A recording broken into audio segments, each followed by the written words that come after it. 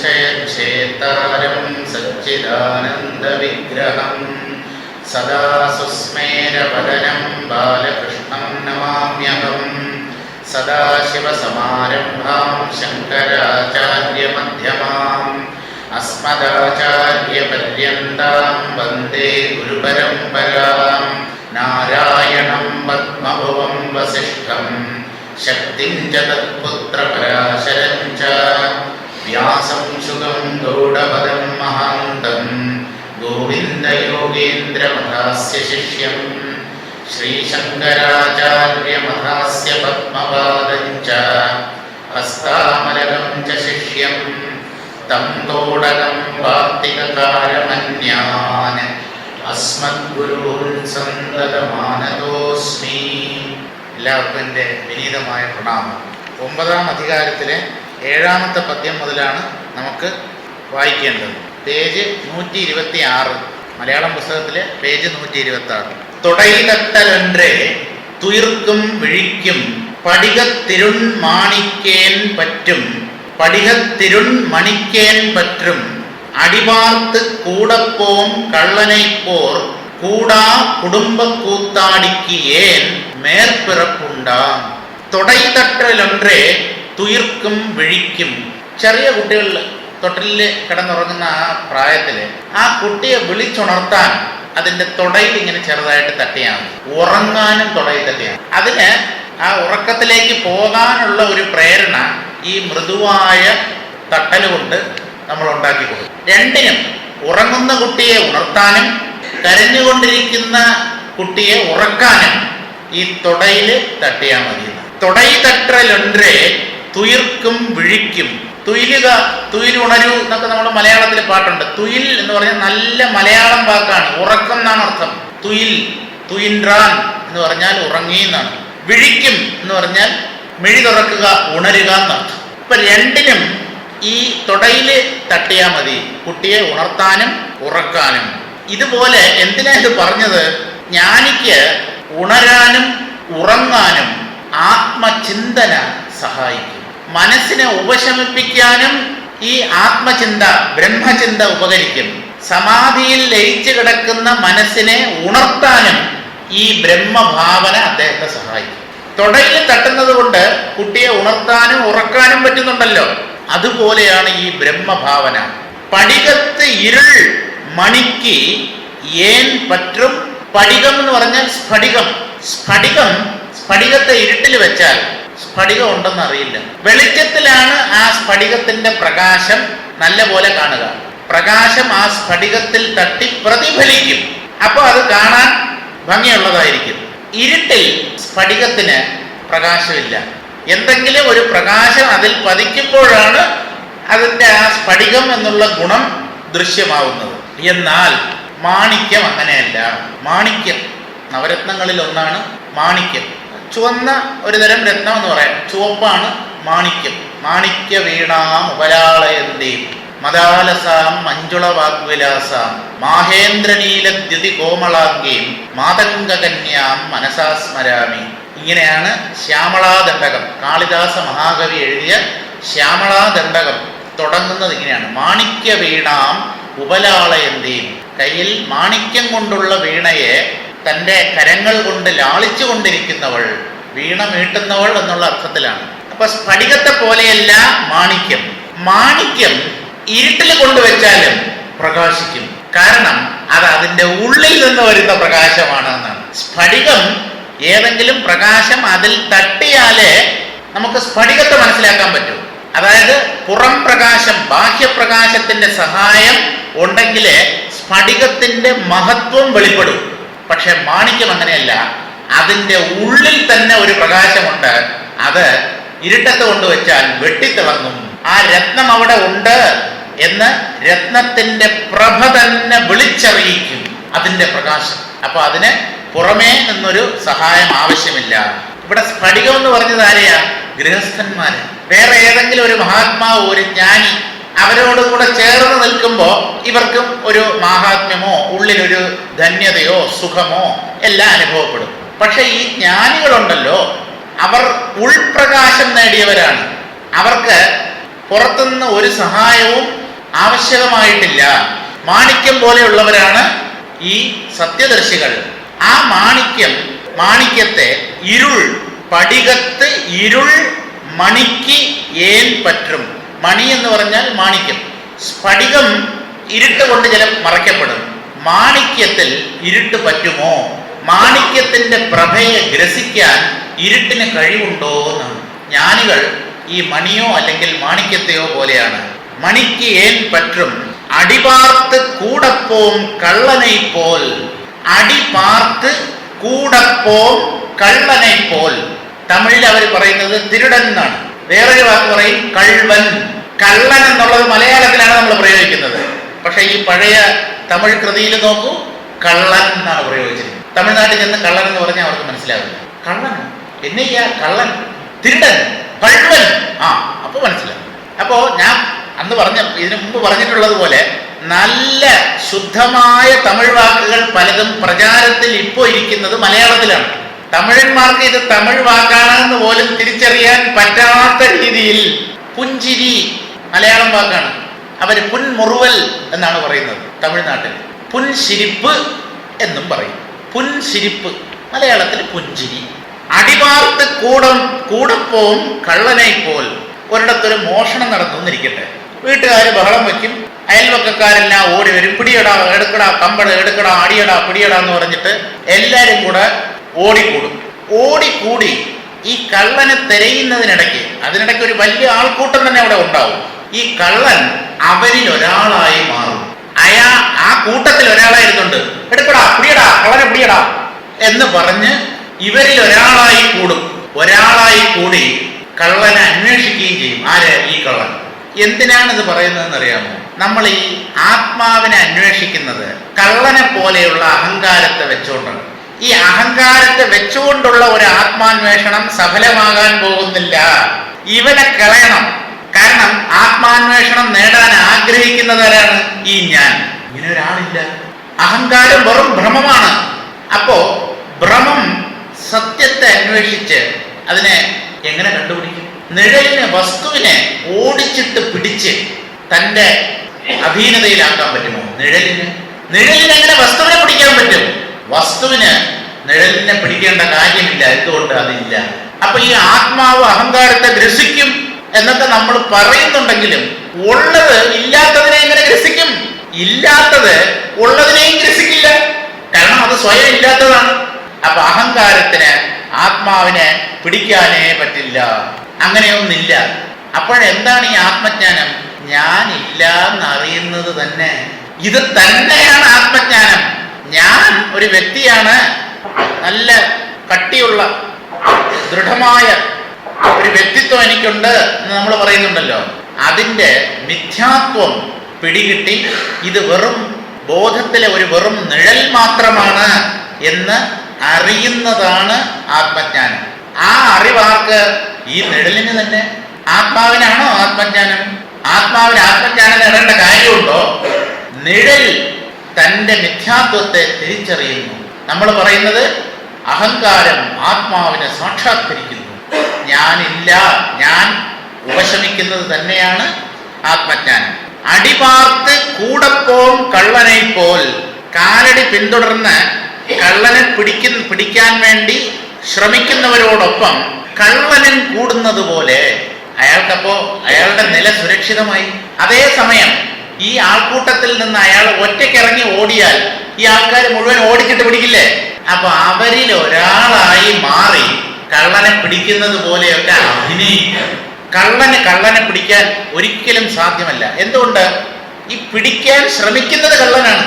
ഒരർത്ഥത്തിൽ നോക്കിയാൽ ഈ ആത്മാന്വേഷണം എന്നുള്ളത് അങ്ങേയറ്റം നിരർത്ഥകമായ ഒന്നാണ്. ആരാ ഈ ആത്മാവിനെ, അഖണ്ഡ ബോധത്തെ സാക്ഷാത്കരിക്കുന്നത് അല്ലെങ്കിൽ സാക്ഷാത്കരിക്കാൻ ശ്രമിക്കുന്നത്? ഇല്ലാത്ത അഹന്താണ്. അങ്ങനെയൊന്നില്ല. ഇല്ലാന്ന് അറിയുന്നതോടുകൂടി അന്വേഷണം അവസാനിക്കും. ഈ ഞാനിനെ വെച്ചുകൊണ്ടാണ് അന്വേഷണം.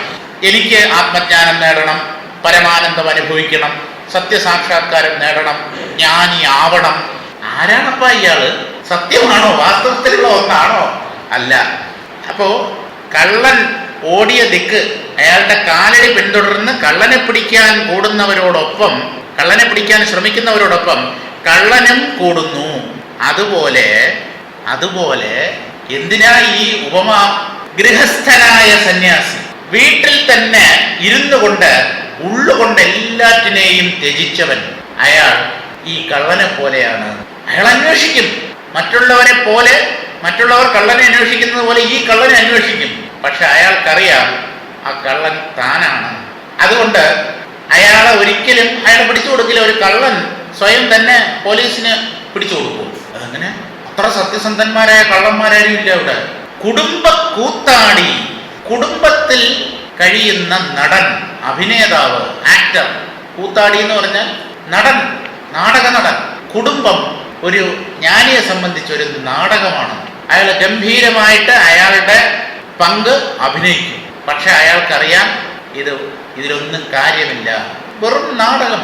അഹോ നാടകം നിഖിലവും. ശ്രീനാരായണ ഗുരുദേവൻ പറയുന്നു, മീനായതും ഭവതി മാനായതും ജനനി നീ നാഗവും നഖഗം താനായതും നരനരീ താനായതും മീനായതും ഭവതി മാനായതും ജനനി നീ നാഗവും നഖഗം താനായതും ധരനദീ നാരിയും നരനും ആ നാഗവും നരകവും നീ നാമരൂപമതിൽ നാനാവിധ പ്രകൃതി മാനായി നിന്നറിയും ഈ ഞാനും. ഇതെല്ലാം ബോധത്തിന്റെ വേഷം കെട്ടാണ്.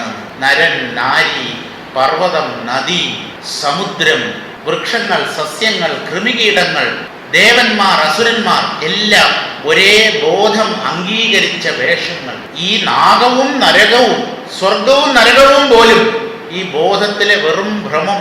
നീ നാമരൂപമതിൽ, ഈ നാമരൂപങ്ങളാണ് മായ ഉണ്ടാക്കി തീർക്കുന്നത്. ആ നാമരൂപങ്ങളിൽ ബോധം പ്രതിഫലിക്കുന്നതാണ് ജീവൻ. സൂക്ഷ്മമായ ബുദ്ധിയിൽ, ബുദ്ധിയാകുന്ന ഉപാധിയിൽ ചിത്ത് പ്രതിഫലിക്കുന്നു. അപ്പോഴാണ് ഞാൻ എന്നുള്ള അനുഭവം ഉണ്ടാകുന്നത്. ഈ ജ്ഞാനായതും ഭവതി, അമ്മേ എന്ന് പറഞ്ഞാൽ ചിത് സ്വരൂപിണി, ജനനീ നവരത്ന മഞ്ജരിയിലുള്ള പദ്യമാണ്. അതുകൊണ്ട് ഈ ചൈതന്യത്തെ, നിർഗുണമായ ചൈതന്യത്തെ അമ്മയെപ്പോലെ വിചാരിച്ച് ജനനീ എന്ന് പറഞ്ഞ് ആ ജനനിയെ അഭിസംബോധന ചെയ്തുകൊണ്ട് 9 പദ്യങ്ങൾ എഴുതിയതാണ് ഈ ജനനീ നവരത്ന മഞ്ജരി. 9 രത്നങ്ങളെപ്പോലെ അതിസൂക്ഷ്മമായ വേദാന്ത തത്വങ്ങളെ വ്യക്തമാക്കി തരുന്ന രത്നം പോലെയുള്ള 9 പദ്യങ്ങൾ. ജനനിയുടെ പേര് അതാണ് ജനനീ നവരത്ന മഞ്ജരി. മഞ്ജരി എന്ന് പറഞ്ഞാൽ പൂങ്കുല എന്നാണ്. നവരത്നങ്ങൾ കോർക്കപ്പെട്ടിട്ടുള്ള ഒരു മാലയെപ്പോലെ നീ നാമരൂപമതിൽ നാനാവിധ പ്രകൃതിമാനായി നിന്നറിയും ഈ ജ്ഞാനായതും ഭവതി ഹേ നാദരൂപിണി അഹോ നാടകം നിഖിലവും. ഇത് വെറും ഒരു കൂത്താണ്. പ്രപഞ്ചം വെറും ഒരു കൂത്തരങ്ങാണ്.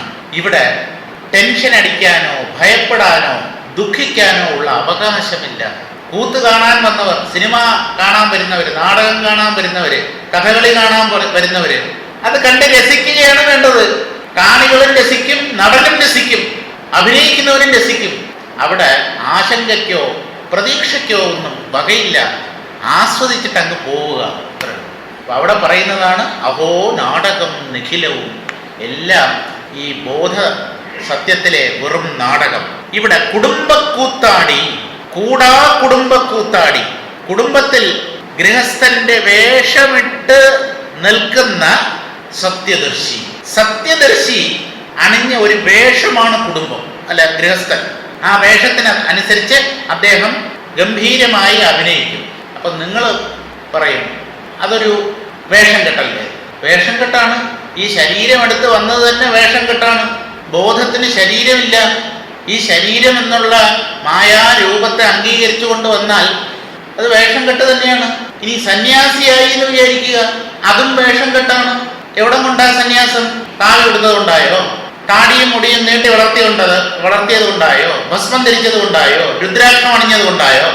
അത് അവിടെ ഒന്നും അല്ലല്ലോ സന്യാസം. സന്യാസം ഉൾത്തലത്തിൽ. അപ്പൊ ഒരു ഗൃഹസ്ഥൻ, സത്യദർശിയായ ഒരു ഗൃഹസ്ഥൻ ഒരു കുടുംബ കൂത്താടിയാണ്. അയാളൊരു നാടകം. കുടുംബം ആ കാര്യങ്ങളൊക്കെ ഗംഭീരമായി നോക്കുന്നു. പക്ഷെ മനസ്സുകൊണ്ട് ഒന്നിലും ഒട്ടലില്ല, ഒന്നിലും എൻ്റേതെന്നുള്ള ഭാവമില്ല. വസ്തുവകകളിലായാലും ശരി, കുടുംബ അംഗങ്ങളിലായാലും ശരി. എൻ്റെ ഇല്ല. കുടുംബ കൂത്താടിക്ക് ഏൻ മേർപ്പിറപ്പുണ്ടോ? മേർപ്പിറപ്പ്, ഇനിമേൽ ഒരു ജന്മം. അയാൾക്ക് ഒരു പുനർജന്മമുണ്ടോ? ഇല്ല. ഒരു പുനർജന്മം അയാൾക്കില്ല. എന്തുകൊണ്ട്? സത്യത്തെ വ്യക്തമായി സാക്ഷാത്കരിച്ചു. ശരീരം, മനസ്സ്, ബുദ്ധി തുടങ്ങിയ ഒരു ഉപാധികളും തന്നിലില്ല. ഇവയ്ക്കുമായി തനിക്ക് യാതൊരു ബന്ധവുമില്ല. നിത്യമുക്തമായ നിർമ്മലമായ അഖണ്ഡ ബോധമാണ് ഞാൻ എന്ന് സാക്ഷാത്കരിച്ചാൽ ബോധം ജനിക്കേണ്ട കാര്യമുണ്ടോ? എന്തിനാ? ജഡവുമായുള്ള ബന്ധമല്ലേ ഈ ജനനം. ഒരു ശരീരമെടുത്തു വരിക, എങ്ങും വ്യാപിച്ചു നിൽക്കുന്ന ചിത്താണ് താൻ എന്ന് മനസ്സിലാക്കിയ ഒരാൾ എങ്ങനെ ജനിക്കും? അയാളെ സംബന്ധിച്ച് ശരീരം വെറും ഒരു നിഴൽ. മനസ്സ്, ബുദ്ധി, ഇന്ദ്രിയങ്ങൾ, അഹങ്കാരം ഉൾപ്പെടെ എല്ലാം വെറും നിഴൽ മാത്രം.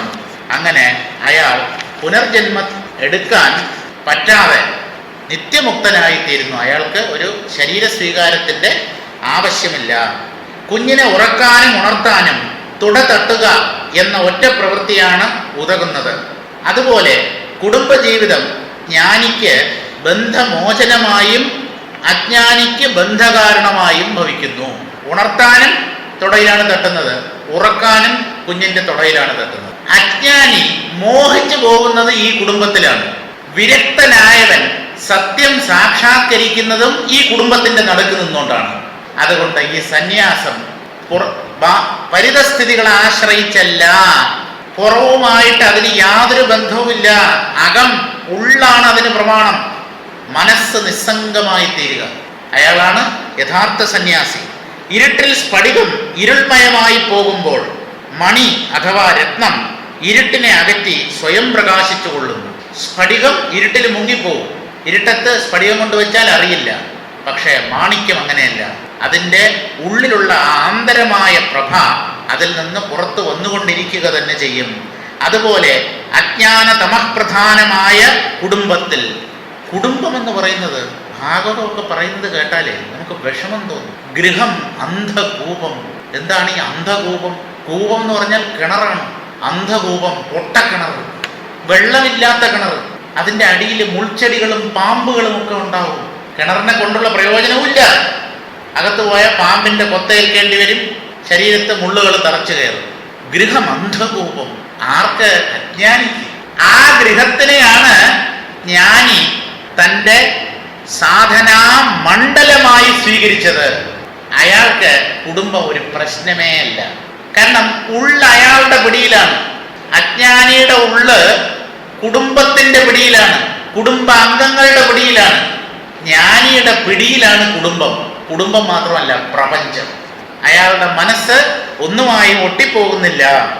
അജ്ഞാനതമഃപ്രധാനമായ കുടുംബത്തിൽ അജ്ഞാനി കൂടുതൽ അജ്ഞാനമയനായും, സത്യമറിയാതെ കുടുംബവും കുട്ടികളും ധനവും വീടും നിലവും പുരയിടവും എല്ലാം സത്യം സത്യം സത്യം സത്യം, ഇതൊക്കെ എൻ്റെയാണ് എൻ്റെയാണ് എൻ്റെയാണ് എന്ന് കുടുംബചിന്തയിൽ മാത്രം മുഴുകി ജീവിക്കുന്നവന് കുടുംബം കൂടുതൽ കൂരിരുട്ടിലേക്ക് പോകാനുള്ള വഴി ഒരുക്കി കൊടുക്കും. കുടുംബമല്ല, അയാളുടെ അജ്ഞതയാണ് ആ കൂരിരുട്ടിലേക്ക് പോകാൻ അയാളെ നിർബന്ധിക്കുന്നത്. എന്നാൽ ജ്ഞാനിയോ? ജ്ഞാനി കൂടുതൽ ജ്ഞാനമയനായും പ്രശോഭിക്കുന്നു. ഒരു ജ്ഞാനി ഏറ്റവും കൂടുതൽ പ്രകാശിക്കുന്നത് ഹിമാലയത്തിലെ താഴ്വരകളിലല്ല, കേദാർനാഥിലോ ബദരീനാഥിലോ അല്ല, കരമനയിലോ പാപ്പനംകോടിലോ ഉള്ള സ്വന്തം വീട്ടിലാണ്. നമ്മുടെ കഴിവ് തെളിയിക്കേണ്ടത് എവിടെയാണ്? ഒരു ഭടൻ, ഒരു പോരാളി തൻ്റെ യുദ്ധ സാമർഥ്യം തെളിയിക്കുന്നത് എവിടെയാണ്? വീട്ടിലോ അമ്പലത്തിലോ വെച്ചാണോ? പടക്കളത്തിൽ. അതായത് ദ്വൈത അനുഭവങ്ങളുടെ ഒത്ത നടുക്ക്, അതുകൊണ്ടൊന്നും ബാധിക്കപ്പെടാതെ കഴിയുന്നു. അതല്ലേ വേണ്ടത്? ഏതെങ്കിലും ഗുഹയ്ക്കകത്ത് കയറിയില്ലെങ്കിൽ ഏതെങ്കിലും ആശ്രമത്തിലെ അന്തേവാസിയായി കൂടിയിട്ട് ഞാൻ സന്യാസിയായി. എവിടെ സന്യാസിയായി? എന്ത് വിട്ടു? ഒന്നും വിട്ടിട്ടില്ല. എല്ലാം അതുപോലെ തന്നെ ഉണ്ട്. പോയി എന്നൊക്കെ ഒരു തോന്നലുണ്ട് ഉള്ളിൽ. എല്ലാത്തിനെയും തിരിച്ചു കഴിഞ്ഞു. അത് വേണ്ട. ഇപ്പൊ ഇരിക്കുന്ന ഇടത്ത് തന്നെ ഇരുന്നു. മനസ്സ് സംഘമുക്തമാകട്ടെ. അങ്ങനെ നമ്മുടെ കഴിവ് തെളിയിക്കൂ. നമ്മുടെ ഈ ജ്ഞാനദാർഢ്യം, ആ ജ്ഞാനദാർഢ്യത്തിന്റെ മാറ്റുരയ്ക്കപ്പെടേണ്ടത് കുടുംബത്തിലോ രാഷ്ട്രത്തിലോ സമൂഹത്തിലോ ആണ്. അല്ലാതെ ഇതിനെയെല്ലാം ഉപേക്ഷിച്ച് എവിടെയെങ്കിലും പോയി ഒതുങ്ങിക്കൂടുന്നത് കൊണ്ട് ആ മാറ്റ് നമുക്ക് മനസ്സിലാക്കാൻ പറ്റില്ല. മോഷ്ടാവിന്റെ അടി നോക്കി ഉടമസ്ഥർ ദ്രവ്യം നോക്കി പോകുമ്പോൾ മോഷ്ടാവ് തന്നെ അവരോട് ചേർന്ന് അടി പരിശോധിക്കുന്ന ഭാവം നടിച്ച് അവരുമായി സഹവസിച്ച് രക്ഷപ്പെടുന്നത് പോലെയാണ്. കള്ളൻ ഈ കള്ളനെ പിടിക്കാൻ ഓടുന്ന ആൾക്കാരുടെ ഇടയ്ക്കൂടെ ഓടി അയാൾ സ്വയം രക്ഷപ്പെടുകയാണ് ചെയ്യുന്നത്. കള്ളന് രക്ഷ ഇവരുടെ ഇടയ്ക്കൂടെ ഓടുന്നതിലാണ്. ഈ കൂട്ടത്തിൽ നിന്നും വേർപെട്ട് അയാൾ ഒറ്റയ്ക്കാണ് ഓടുന്നതെങ്കിൽ ഇവരെല്ലാം കൂടെ പെട്ടെന്ന് വളഞ്ഞിട്ട് പിടിക്കും. ഇതുപോലെ കുടുംബത്തിന്റെ നടുക്ക് നിന്നുകൊണ്ട് ഒരു സത്യദർശി, ഒരു യഥാർത്ഥ സന്യാസി രക്ഷപ്പെടുകയാണ് ചെയ്യുന്നത്. കുടുംബം അയാൾക്കൊരു ബന്ധകാരണമായി ഭവിക്കുന്നില്ല. അവരുമായി സഹവസിച്ച് രക്ഷപ്പെടുന്നത് പോലെയാണ് മഹാജ്ഞാനികൾ സ്വകുടുംബത്തിൽ ജീവിയായി നടിച്ച് ഗൗരവഹീനം അവർക്കും തനിക്കും ഇഷ്ടമായ വിധത്തിൽ പെരുമാറി. അവിടെ എന്തോ ഒരു പൊരുത്തക്കേടുണ്ട്. ഗൗരവഹീനം അവർക്കും തനിക്കും ഇഷ്ടമായ വിധത്തിൽ, ഗൗരവമില്ലാതെ താൻ വലിയവനാണ് എന്നുള്ള ഭാവം ഇല്ലാതെ എന്നർത്ഥം പറയാം. അവർക്കും തനിക്കും ഇഷ്ടമായ വിധത്തിൽ പെരുമാറി സ്വലക്ഷ്യം പ്രാപിച്ചു കൊള്ളുന്നത്. അങ്ങനെ കുടുംബക്കൂത്താടുന്ന മഹാത്മാക്കൾക്ക് കുടുംബം ഒരു നാടകരംഗമാണ്. അവിടെ അവനവൻ്റെ പങ്ക് നല്ലതുപോലെ അഭിനയിച്ചോളും, ഉള്ളുകൊണ്ട് ഒന്നിലും ഒട്ടിപ്പോകാതെ. അങ്ങനെയുള്ള മഹാത്മാക്കൾക്ക് ആ വിധത്തിൽ പ്രാരബ്ധം അനുഭവിച്ച് തീരാനിടയാകുന്നതിനാൽ, പ്രാരബ്ധമാണ് ഈ അനുഭവിച്ച് ഈ കുടുംബത്തിൽ കിടന്ന് നമ്മൾ കൊണ്ടുവന്ന ചപ്പും ചവറും ഒക്കെ ഒരുപാടുണ്ട്. അതൊക്കെ അൺലോഡ് ചെയ്യാനുള്ള ഒരു സാഹചര്യമാണ് കുടുംബം. വിളപ്പിൽശാലയിൽ ചെന്ന് ആരെങ്കിലും ആ ചവറ്റുകൂനയുടെ ഇടയ്ക്ക് വീട് കെട്ടി താമസിക്കും. ചവറ് കൊണ്ടിടുന്ന സ്ഥലമാണ്. മനുഷ്യ മനസ്സിലുള്ള ദുർവാസനകളെയൊക്കെ പാകപ്പെടുത്താനുള്ള ഒരു അരങ്ങാണ് കുടുംബം. അരങ്ങ്. അവിടെ ഒട്ടിപ്പോരുത്, അവിടെ ഇഷ്ടം എൻ്റെ ഇതൊന്നും തോന്നരുത്. താമരയിലെയും വെള്ളവും പോലെ കഴിഞ്ഞോളൂ. ചെയ്യേണ്ടതൊക്കെ ചെയ്യാം. ഒരു ഭർത്താവ് എന്ന നിലയിൽ, ഒരു അച്ഛൻ എന്നുള്ള നിലയിൽ, ഒരു അനിയൻ എന്നുള്ള നിലയിൽ, ജ്യേഷ്ഠൻ എന്നുള്ള നിലയിൽ അതൊക്കെ ചെയ്യാം. പക്ഷെ ഇതൊന്നും എൻ്റെതാണ്, ഇതൊക്കെ ശാശ്വതമാണ്, ഇതിനെ ആശ്രയിച്ച് ഞാൻ സുഖിക്കും, ഈ വിചാരമൊന്നും ഉള്ളിലുണ്ടാവരുത്. ആ വിധത്തിൽ പ്രാരബ്ധം അനുഭവിച്ചു തീരാൻ ഇടയാകുന്നതിനാൽ ആഗാമികമില്ലാതിരിക്കെ, പ്രാരബ്ധം, സഞ്ചിതം, ആഗാമി, 3 തരമാണ് കർമ്മം.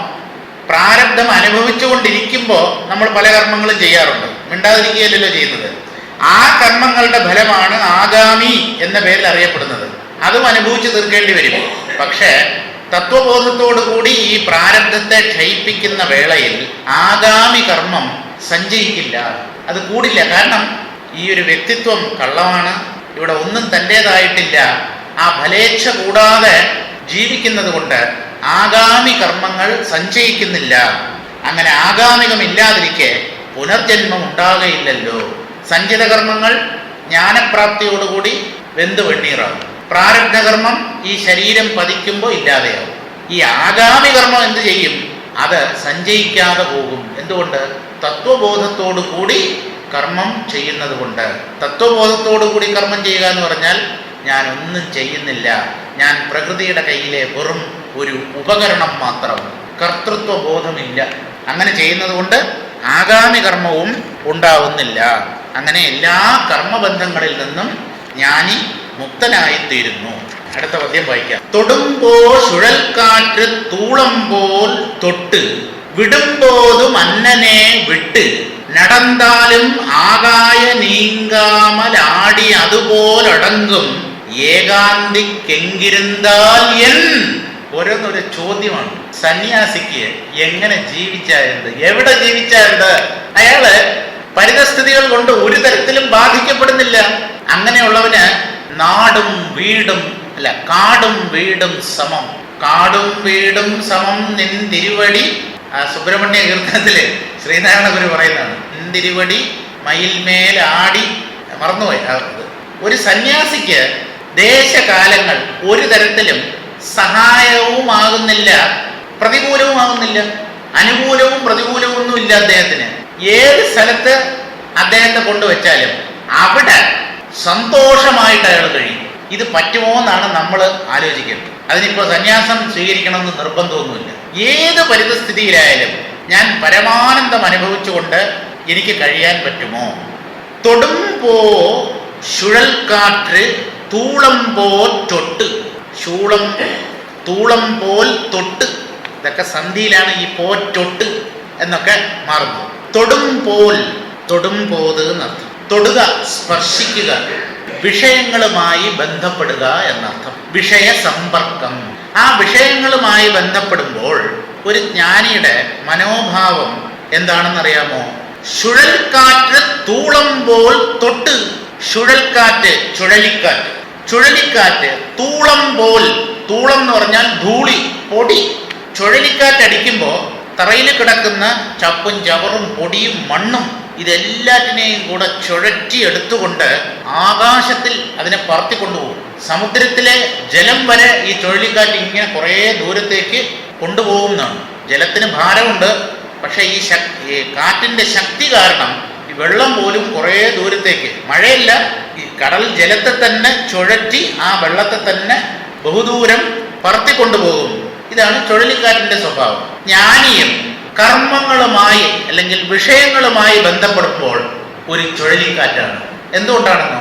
ഗംഭീരമായി കർമ്മം ചെയ്യും. അയാൾക്ക് ഉള്ളിൽ നിസ്സംഗതയാണെന്ന് വിചാരിച്ച് അയാൾ ചെയ്യുന്നതൊക്കെ മോശമായി പോകുമെന്ന് വിചാരിക്കരുത്. ഒരു സംഘി, കടുത്ത കർമ്മഫലത്തിൽ കടുത്ത സംഘമുള്ള ഒരാൾ എത്ര അഭിനിവേശത്തോടുകൂടി ഒരു കർമ്മം ചെയ്യുമോ, ആ ഫലത്തിൽ ദൃഷ്ടി പതിപ്പിച്ച് എത്ര പെർഫെക്റ്റായി ചെയ്യാൻ അയാൾ ശ്രമിക്കുമോ, അതുപോലെ നിസ്സംഗനായ ഒരു ജ്ഞാനിയും കർമ്മരംഗത്ത് വർത്തിക്കും. അതിൽ വിട്ടുവീഴ്ചയൊന്നുമില്ല. അദ്ദേഹത്തിന് ഫലത്തിന്റെ ആവശ്യമില്ല. പക്ഷെ ഈ ചെയ്യുന്ന കർമ്മം ഉണ്ടല്ലോ, ഗംഭീരമോ. വല്ലവനും വേണ്ടി ചെയ്യുന്നത് പോലെയല്ല. വാസ്തവത്തിൽ വല്ലവനും വേണ്ടിയാണ് ചെയ്യുന്നത്, തനിക്ക് വേണ്ടിയല്ല. എന്നാലും അതിൽ ആ കർമ്മം നന്നാവണം, പൂർണ്ണമാകണം, നല്ല പോലെ ആകണം എന്ന ഒരു നിഷ്കർഷ അദ്ദേഹത്തിനുള്ളതുപോലെ തോന്നും മറ്റുള്ളവർക്ക്. അതുമില്ല അദ്ദേഹത്തിൻ്റെ ഉള്ളിൽ. ഞാനൊന്നും ചെയ്യുന്നില്ല എന്നുള്ള ഭാവമാണ്. നൈവ കിഞ്ചിത് കരോമി, ഞാനൊന്നും ചെയ്യുന്നില്ല, എനിക്ക് കർമ്മം ചെയ്ത് നേടേണ്ടതായിട്ട് ഒന്നുമില്ല, ത്രിഭുവനങ്ങളിലുമില്ല. അപ്പോൾ ഈ ധൂളികളെ പറത്തിക്കൊണ്ട് പോകുന്ന ചുഴലിക്കാറ്റ് പോലെ വിഷയങ്ങളുമായി പരിതസ്ഥിതികളുമായി അദ്ദേഹം പ്രതികരിക്കുന്നു. എന്താണ് വേണ്ടതെന്ന് വെച്ച് കഴിഞ്ഞാൽ അതാത് സമയത്ത് അതാത് സ്ഥലത്ത് നല്ല പോലെ ചെയ്യുന്നു. അസുഖം വന്നു, നല്ല ഡോക്ടറെ കാണാം. എന്താ? അല്ല, നിങ്ങൾക്ക് ശരീരത്തിൽ സംഘമില്ലല്ലോ, അല്ല എന്തായാലും ഡോക്ടറെ കാണാൻ പോകില്ലേ? നല്ല സ്പെഷ്യലിസ്റ്റിനെ തന്നെ കണ്ടേക്കാം. എന്താ? അല്ല, രമണ മഹർഷിയൊന്നും പോയില്ലല്ലോ. അങ്ങനെ വേണമെങ്കിൽ എങ്ങനെയാവോ? നിങ്ങൾക്ക് പൂർണ്ണ സ്വാതന്ത്ര്യമാണെന്ന് ഏറ്റവും നല്ല ഡോക്ടറെ കണ്ടോളൂ. അല്ലെങ്കിൽ ഇതൊരു കീറപ്പായ പോലെ പോണെങ്കിൽ പോട്ട് പുല്ല് എന്ന് പറഞ്ഞു. ഈ സ്വാതന്ത്ര്യം എനിക്ക് ഇതുമായിട്ട് യാതൊരു ബന്ധവുമില്ല. അപ്പോ നിസ്സംഗമായി നല്ല ഡോക്ടറെ കാണാം, മരുന്ന് സേവിക്കാം, കാശുണ്ടെങ്കിൽ. ഇനി അതിന് നിവൃത്തിയില്ലെങ്കിൽ ഇത് പോകുമ്പോൾ പോട്ടെ, എന്തെങ്കിലും പച്ചമരുന്നോ ആയുർവേദം ഞാൻ പറയില്ല, അതിനൊക്കെ ഭയങ്കര വിലയാണ്. നാട്ടുമരുന്നിനും വിലയാണ്. നമ്മുടെ പറമ്പിൽ കിട്ടുന്ന ഏതെങ്കിലും ചെടിയുടെ ഇലയോ തുളസിയോ ചുക്കോ ഇഞ്ചിയോ ഇതൊക്കെ വെച്ച് വേദനയ്ക്കൊരു ഉപശമനം ഉണ്ടാക്കാൻ നോക്കും. അത് നോക്കുന്നതും ഈ ദേഹത്തോടുള്ള സംഘം കൊണ്ടൊന്നുമല്ല. ഇതിനെ നിലനിർത്തണമെന്ന് അദ്ദേഹത്തിന് അല്പം പോലും ഉള്ളിൽ നിർബന്ധമില്ല. അപ്പൊ ഈ ചുഴലിക്കാറ്റ് ധൂളിയെ പറത്തിക്കൊണ്ടുപോയി തൂളമ്പോർ തൊട്ട് എന്ന് പറഞ്ഞാൽ പറത്തി ചിലപ്പോൾ ആകാശ മുട്ട അത് ഉയർന്നു എന്ന് വരാം. പക്ഷെ ഈ ചുഴലിക്കാറ്റ് അടങ്ങുമ്പോൾ, ഉപശമിക്കുമ്പോൾ, വിടുമ്പോതും അന്നനെ വിട്ട്. ചുഴലിക്കാറ്റിന്റെ ശക്തി കുറഞ്ഞാൽ ഈ ധൂളികളൊക്കെ ഭൂമിയിലേക്ക് തന്നെ വന്ന് വീഴും. ഇത് എന്തിനൊക്കെയാണോ പറത്തി മുകളിലേക്ക് കൊണ്ടുപോയത്, ആ കൊണ്ടുപോകുമ്പോൾ നമുക്ക് തോന്നും, അയ്യോ ഈ ചുഴലിക്കാറ്റിന് എന്തൊരു സംഘം, എല്ലാറ്റിനെയും തൻ്റെ കൂടെ കൊണ്ടുപോവാണല്ലോ എന്ന് തോന്നും. പക്ഷെ അങ്ങ് മോളിൽ കൊണ്ടുപോയി അതിൻ്റെ ശക്തി കുറഞ്ഞാൽ ഇതുമായി ഒരു സംഘവും ഇല്ലാത്തതുപോലെ എല്ലാറ്റിനെയും വിടുകയും ചെയ്യും. ഇതുപോലെയാണ് ജ്ഞാനി. വിഷയങ്ങളുമായി ഇന്ദ്രിയങ്ങളിലൂടെ സമ്പർക്കപ്പെടുമ്പോൾ നല്ല പോലെ ഗംഭീരമായി പ്രവർത്തിക്കും, പണിയെടുക്കും. ഫലത്തിൽ ആഗ്രഹമുണ്ടോ? ഇല്ല. നാളെ ചെയ്യണം ഇതേ കർമ്മം എന്ന് നിർബന്ധമുണ്ടോ? അതുമില്ല. പിന്നെ നിങ്ങൾ വളരെ നിഷ്കർഷയോടുകൂടിയാണല്ലോ ചെയ്തത്, അത് ഞാൻ ചെയ്യുമ്പോൾ നിഷ്കർഷയോടുകൂടി ചെയ്യും, നന്നാവണം എന്നുള്ള ഉദ്ദേശത്തോടു കൂടി തന്നെ ചെയ്യും. നാളെ ചെയ്യാൻ പറ്റിയില്ലെങ്കിൽ വേണ്ട, നാളെ ചെയ്യണോ ഇതുപോലെ ചെയ്യാം ഗംഭീരമായി. കർമ്മം നമ്മെ ഒരു രീതിയിലും ബന്ധിക്കരുത്. എനിക്കിത് ചെയ്തേ പറ്റൂ, ഞാനിത് ചെയ്തേ അടങ്ങൂ, ഇങ്ങനെയുള്ള നിർബന്ധമൊന്നും വേണ്ട. ചെയ്യുമ്പോൾ കൃഷ്ണനെ പോലെ. കൃഷ്ണനാണ് നമ്മുടെ മോഡൽ, മാതൃക. ഒരിടത്തു നിന്നും പിൻവാങ്ങിയിട്ടില്ല. അളിയൻ പറഞ്ഞു, ആര്? അർജുനൻ. ഡ്രൈവറാണോ? റെഡി. അതെല്ലാം കഴിഞ്ഞു. യുദ്ധം ഒഴിവാക്കാൻ വേണ്ടി സമാധാന സന്ദേശവുമായി ഒരു ദൂതനായിട്ട് ചെല്ലണം കൗരവന്മാരുടെ അടുത്ത്. കൃഷ്ണ, അങ്ങേക്ക് പോവാമോ? എന്താ പോവാൻ പാടില്ലാത്തത്? അവിടെ പോയിട്ട് എനിക്ക് വേറെയും ചില കാര്യങ്ങളുണ്ട്. ഏത്? ആ ജന്മനാ അന്ധനായ ധൃതരാഷ്ട്രർക്ക് എന്റെ വിശ്വരൂപം ഒന്ന് കാണിച്ചു കൊടുക്കണം. അപ്പൊ ആ കാര്യവും കൂടെ നടത്തിയിട്ടിങ്ങ് വരാം. ദുര്യോധനൻ എന്നെ പിടിച്ചു കെട്ടാൻ നോക്കും. അവന്റെ പിടിയിൽ ഒതുങ്ങുന്നവനല്ല ഞാൻ എന്ന് യുദ്ധത്തിന് മുമ്പേ അവനും ഒന്ന് തെളിയിച്ചു കൊടുക്കണം. എണീക്കാൻ പറ്റിയില്ല എന്നാണ് പാവം. എല്ലാവരുടെയും ചട്ടം കെട്ടി. കണ്ണൻ വരുമ്പോൾ എഴുന്നേറ്റുപോയാൽ കർണാ നിനക്കും കനക്കേട് തട്ടും, സ്വർണം തരേണം പതുപ്പത്തു ഭാരം. ഫൈനുണ്ടെന്നാണ്. കൃഷ്ണൻ ഈ സഭയിലേക്ക് കയറി വരുമ്പോൾ ഒരൊറ്റ കുഞ്ഞെണീറ്റ് പോരുത്. ആ കാലി ചെറുക്കനെ പരമാവധി അപമാനിക്കണം. അപ്പോ ഒരു വിശിഷ്ടനായ അല്ലെങ്കിൽ ആദരണീയനായ ഒരാൾ സഭയിലേക്ക് കയറി വരുമ്പോൾ നമ്മൾ എഴുന്നേറ്റ് നിന്നാണ് അദ്ദേഹത്തോടുള്ള ആദരവ് പ്രകടിപ്പിക്കാറുള്ളത്. ആരും എഴുന്നേൽക്കരുത്. എഴുന്നേറ്റാൽ ഇത്ര സ്വർണം ഖജനാവിൽ കെട്ടിവെക്കണം, ഫൈൻ, പെനാൽറ്റി ഉണ്ടെന്ന്. ഇങ്ങനെ പരമാവധി കൃഷ്ണനെ അപമാനിക്കാം എന്ന് പറഞ്ഞ് വിചാരിച്ചുകൊണ്ടിരിക്കുമ്പോൾ കൃഷ്ണൻ ആ കൗരവ സഭയിലേക്ക് രംഗപ്രവേശം ചെയ്തപ്പോൾ ആദ്യം എണീറ്റത് ഈ ദുര്യോധനാണ്. ബാക്കിയുള്ളവർ ചട്ടം കെട്ടിയിട്ടെ ആശാനാണ് ആദ്യം എണീറ്റത്. അപ്പോൾ ഇരിക്കണം, എണീക്കരുതെന്ന് ഉള്ളിൽ അദമ്യമായ ഒരു ആഗ്രഹമുണ്ട്. പക്ഷേ ഇദ്ദേഹത്തിൻ്റെ ആ വ്യക്തിപ്രഭാവം, കൃഷ്ണന്റെ ആ ഈശ്വരത്വം, അതിൻ്റെ മുമ്പിൽ ദുര്യോധനന് തന്റെ തീരുമാനം നടപ്പിലാക്കാൻ പറ്റാതെ അദ്ദേഹം പീഠത്തിൽ നിന്ന് മറിഞ്ഞു താഴെ വീണു. പൊണ്ണൻ മറിഞ്ഞങ്ങു വീഴുന്ന കണ്ടാൽ കണ്ണിന്നു സൗഖ്യം മഹാദേവ ശംഭോ. ആ പൊണ്ണത്തടിയൻ ദുര്യോധനൻ. കാരണം എണീക്കണം എന്ന് മനസ്സ് പറയുന്നു, മനസ്സിന്റെ മറ്റൊരു ഭാഗം പറയുന്നു എണീക്കരുത്, അവനെ അപമാനിക്കണം. ഇത് രണ്ടും കൂടെയുള്ള വടംവലിയിൽ പാവത്തിന് കസരയിൽ നിന്ന് താഴെ പതിക്കേണ്ടി വന്നു. ആ പൊണ്ണൻ മറിഞ്ഞ് വീഴുന്നത് കണ്ടാൽ കണ്ണിന് എന്തൊരു സൗഖ്യമാണെന്നറിയാമോ? ദുഷ്ടൻ വീഴുമ്പോൾ ശിഷ്ടന്മാർക്ക് അത് നയനാനന്ദകരമായ ഒരു കാഴ്ചയാണ്. ഒരിടത്തൊന്നും പിന്മാറിയിട്ടില്ല. രുക്മിണി തന്നെ ഇഷ്ടപ്പെടുന്നു എന്നുള്ള കാര്യം ഒരു ബ്രാഹ്മണൻ മൂലം കൃഷ്ണനെ അറിയിച്ചു. ഞാൻ നാളെ പൂജയ്ക്ക് വരും അമ്പലത്തിൽ, ഇന്ന അമ്പലത്തിലാണ് തൊഴാൻ വരുന്നത്. അപ്പോൾ അങ്ങനെ അവിടുന്ന് കടത്തിക്കൊണ്ടുപോകണം. ആദ്യത്തെ കിഡ്നാപ്പിംഗ്, കടത്തിക്കൊണ്ടുപോയി കല്യാണം കൃഷ്ണനാണ്. അത് ആ രുക്മിണിയുടെ ഇഷ്ടത്തോടു കൂടിയാണ്. പോയി പിടിച്ച് രഥത്തിൽ കയറ്റി. അപ്പോഴുണ്ട് ചേട്ടൻ രുക്മിണിയുടെ ചേട്ടൻ. രുക്മിയും കൂട്ടരും ഒക്കെ വന്നു. എല്ലാറ്റിനെ അടിച്ച് തറ പറ്റിച്ചു. കൊന്നു കളയുമായിരുന്നു. രുക്മിണി പറഞ്ഞു, ഒന്നുമില്ലെങ്കിൽ എൻ്റെ സഹോദരനല്ലേ, പാവം വിട്ടേക്കുന്നു. നീ പറഞ്ഞതുകൊണ്ട് ഞാൻ ഒന്നും ചെയ്യുന്നില്ല, കൊല്ലുന്നില്ല എന്ന് പറഞ്ഞു പോയി. ഗീത ഉപദേശിക്കാൻ അതിന് റെഡി. അവസാനം തൻ്റെ വംശത്തെ മുഴുവൻ നശിപ്പിക്കാൻ അപ്പോഴും ഒന്നിൽ നിന്നും വിട്ടുനിന്നില്ല. അവസാനം ഒരു ശ്രമവും നടത്തി. തൻ്റെ സന്തതി പരമ്പരകൾ ഏരക പുല്ലെടുത്ത് അങ്ങോട്ടും ഇങ്ങോട്ടും തമ്മി തല്ലാണ്. കണ്ടുകൊണ്ടിരിക്കുകയാണ്. ഗാന്ധാരി ശാപമാണല്ലോ. ഗാന്ധാരിയെ കൊണ്ട് പറയിച്ചത് ഈ കൃഷ്ണനാണ്. നീ കാണെ നിന്റെ വംശം മുഴുവൻ മുടിയും.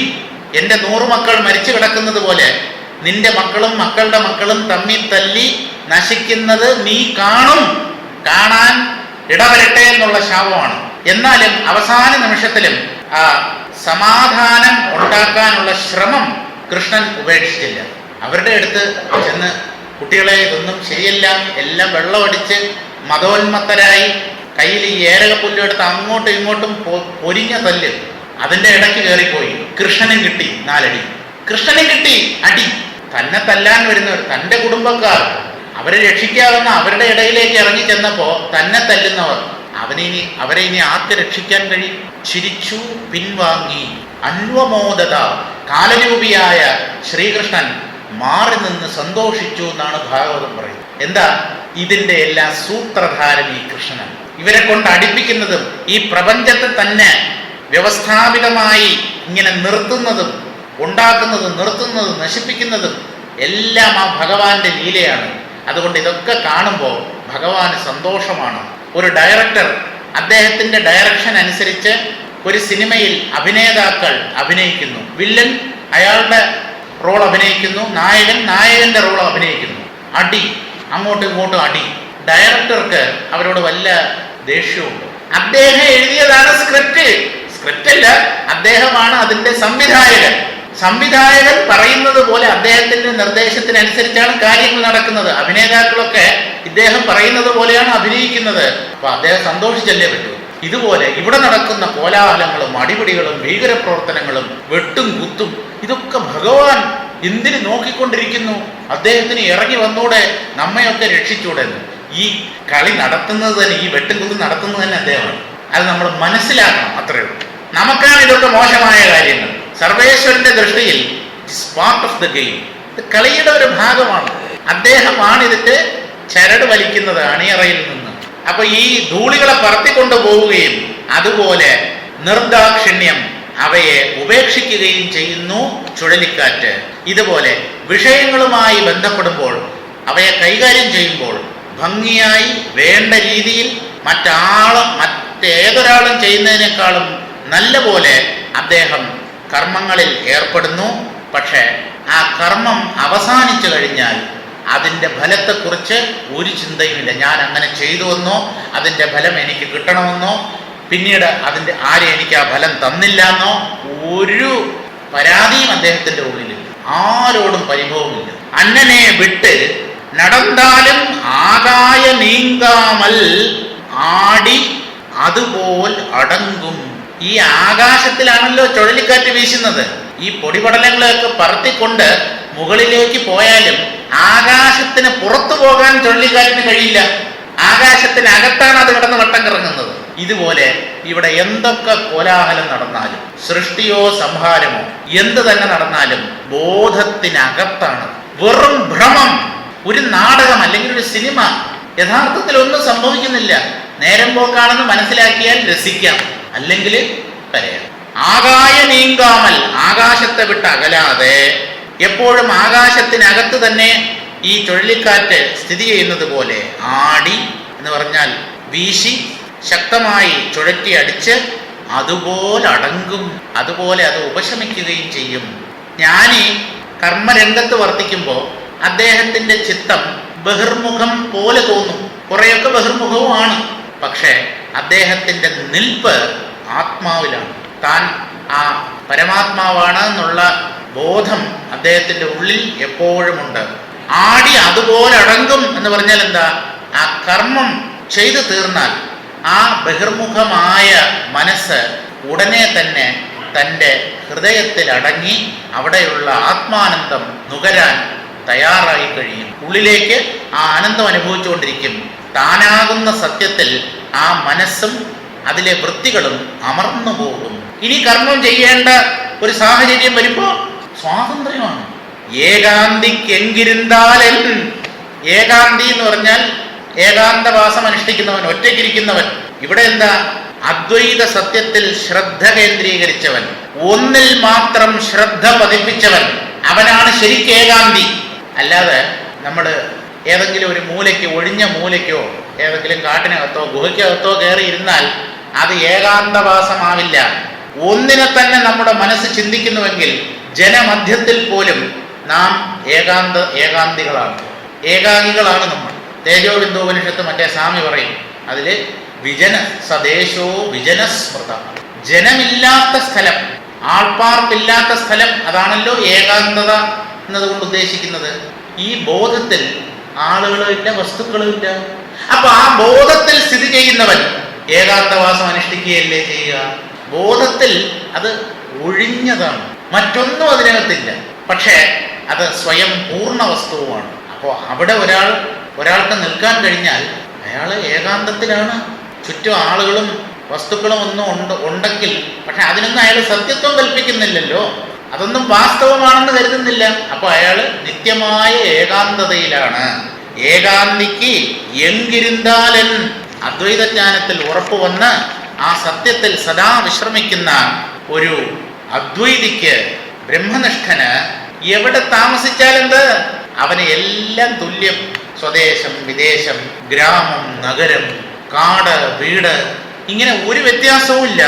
ചുഴൽക്കാറ്റ് ഇളകുമ്പോൾ ധൂളികളെ പറ്റുകയും അടങ്ങുമ്പോൾ വിടുകയും ചെയ്ത് അധിഷ്ഠാനമായ ആകാശം മുൻപും പിൻപും നിസ്സംഗമായി ചലനമറ്റിരിക്കുന്നത് പോലെ ജ്ഞാനിയുടെ മനസ്സും ഇന്ദ്രിയങ്ങളും ബഹിർമുഖപ്പെട്ട് വിഷയങ്ങളെ ഉദാസീന നിലയിൽ അനുഭവിക്കുമ്പോഴും ഉദാസീന ഭാവത്തോടു കൂടിയാണ്. ഒന്നും വേണമെന്നില്ല, ചെയ്യണം എന്നുള്ള ഒരു നിർബന്ധം അദ്ദേഹത്തിൻ്റെ ഉള്ളിലില്ല.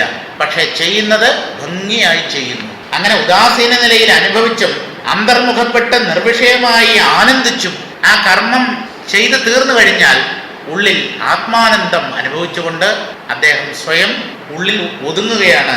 ഈ രണ്ടവസ്ഥകളും അടിക്കടി സംഭവിച്ചിരുന്നാലും ഈ രണ്ടനുഭവങ്ങൾക്കും ആധാരമായ ആത്മാവ് സദാ നിശ്ചലവും നിർവികാരവുമായി തന്നെ ഇരിക്കുന്നു. ഈ ആത്മാവ് വിഷയങ്ങളോട് ബന്ധപ്പെടുന്നുമില്ല, പിന്നീട് അതിൽ നിന്ന് നിവർത്തിച്ച് ഒടുങ്ങുന്നുമില്ല. മനസ്സാണ് ബഹിർമുഖവും അന്തർമുഖവും ആവുന്നത്.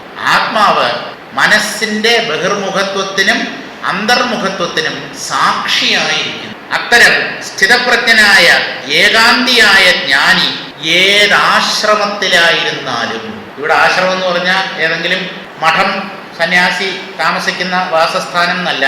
നമുക്ക് 4 ആശ്രമങ്ങളാണല്ലോ ഉള്ളത്: ബ്രഹ്മചര്യം, ഗാർഹസ്ഥ്യം, വാനപ്രസ്ഥം, സന്യാസം. ഇതിൽ ഏതാശ്രമത്തിലിരുന്നാലും സുഖദുഃഖ ദ്വന്ദ്വങ്ങൾക്കിടമില്ലാതെ നിത്യാനന്ദത്തിൽ മുഴുകി തന്നെയാണ് സ്ഥിതി ചെയ്യുന്നത്. നിരന്തരമായ ആനന്ദാനുഭവം മാത്രമേ അദ്ദേഹത്തിൻ്റെ ഉള്ളിലുള്ളൂ. ഇനി അടുത്ത പദ്യം വായിക്കാം. സുന്ദരനാർ ശേരർകോൻ ശോഴർ കുറുമന്നർ മൈന്ദരുടൻ തമ്മുടലൈ വാട്ടിനർകൾ അന്തമിലാ പത്തരോട് ജ്ഞാന വൈരാഗ്യർ പലർക്കും ഒത്തത് ശാർബോധ ഒഴിവ്. തമിഴ് സാഹിത്യത്തില് മഹാഭക്തന്മാർ, ശിവഭക്തന്മാരാണ് പ്രധാനം. 63 നായകന്മാർ. അതിനെ അവർ പറയുന്നത്, തമിഴ്നാട്ടിലുള്ളവർ പറയുന്നത് 63 നായകന്മാർ എന്നുള്ളതിന് പകരം നായന്മാർ. നമ്മുടെ ഇവിടെ നായരെന്ന് പറയുന്നത് നായകൻ, അതിനെ ചുരുക്കിയാൽ നായൻ, അതിനെ പൂജക ബഹുവചനത്തിൽ പ്രയോഗിച്ചാൽ നായർ. അങ്ങനെയാണ് നായകന്മാർ, ലീഡേഴ്സ്. 63 നായന്മാர்களுണ്ട്, നായകന്മാരുണ്ട്. മഹാശിവഭക്തന്മാരാണ് എല്ലാവരും. ആഴ്വാറുകൾ എന്നൊരു വേറൊരു വിഭാഗമുണ്ട്, അതൊക്കെ വിഷ്ണുഭക്തന്മാരാണ്. കണ്ണുടയ ആഴ്വാർ, കണ്ണുടയ വള്ളലാർ എന്നാണ്. അതുപോലെ ആഴ്വാർമാരുമുണ്ട്. ഈ 63 നായന്മാർകളെ കുറിച്ചുമുള്ള കഥ ശേക്കിഴാർ എന്ന പേരോട് കൂടിയ ഒരു മഹാത്മാവ് തൻ്റെ പെരിയ പുരാണം എന്ന പുസ്തകത്തിൽ രേഖപ്പെടുത്തിയിട്ടുണ്ട്. ഭക്തചരിതം, ഭക്തന്മാരുടെ ചരിത്രം. നമുക്ക് തന്നെ ഇവിടെ ഒരെണ്ണമുണ്ടല്ലോ, പഴയ ഭക്തന്മാരുടെ, സൂർദാസ്, അങ്ങനെയുള്ള അവരുടെ എല്ലാം കൂടെ കഥകളുള്ള ഭക്തി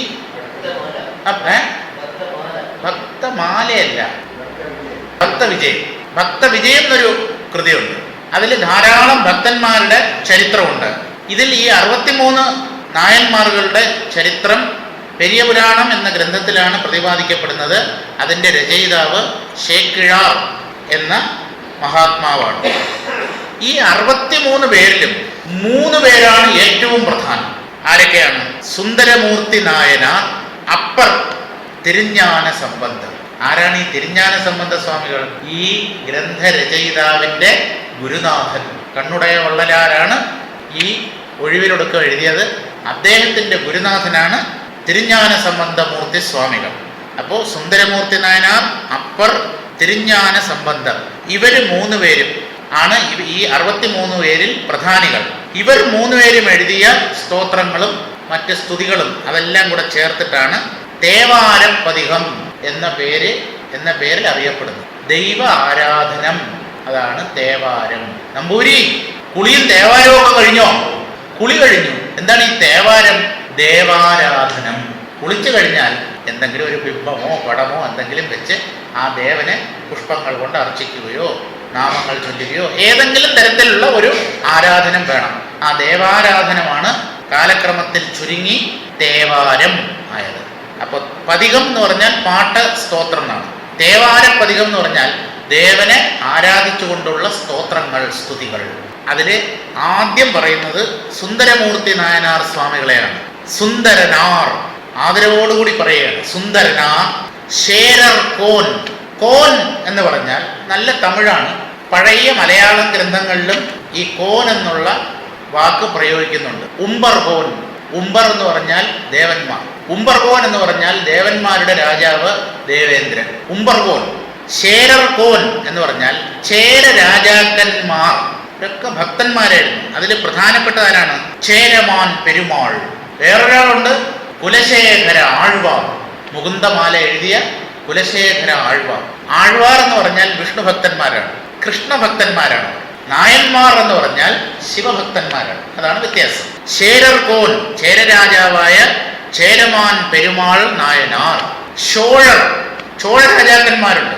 ചേരൻ, പാണ്ഡ്യൻ, ചോഴൻ. തമിഴ്നാട്ടിലുള്ള ഓരോ ട്രെയിനിന്റെ എക്സ്പ്രസിന്റെ ഒക്കെ പേരാണ്. ചേരൻ, ചോഴൻ, പാണ്ഡ്യൻ എക്സ്പ്രസ്. പാണ്ഡ്യം വന്നില്ലേ? മലയാളത്തിലില്ല. പാണ്ഡ്യം വല്ലയ, ചോഴൻ പോയച്ചാ ആ ട്രെയിനിന്റെ പേര് കൊടുത്തു. ചേരൻ, ചോഴൻ, പാണ്ഡ്യൻ. ദക്ഷിണേന്ത്യയിലുള്ള 3 രാജവംശമാണ്.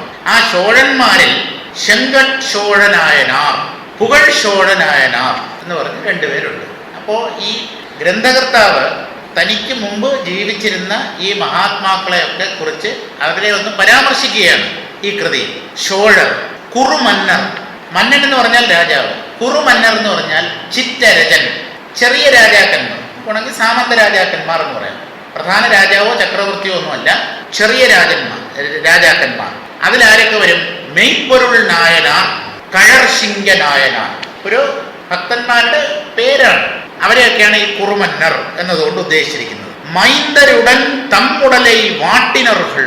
മൈന്ദരുടൻ, മൈന്ദൻ എന്ന് തമിഴിൽ പറഞ്ഞാൽ പുത്രൻ എന്നാണ്. മൈന്ദൻ മകനെ കൊന്ന് പാചകം ചെയ്ത് സന്യാസിക്ക് ഭിക്ഷ കൊടുത്തവൻ. അങ്ങനെ ഒരു ചരിത്രമുണ്ട്. ആരാണ്? ചെറുത്തൊണ്ട നായനാർ. അദ്ദേഹത്തിന്റെ പേര് ചെറുത്തൊണ്ടൻ എന്നാണ്. നായകൻ എന്നുള്ള അർത്ഥത്തിൽ നായനാർ. ചെറുത്തൊണ്ട നായനാർ. അതെന്താണ് അദ്ദേഹത്തിന്റെ കഥ?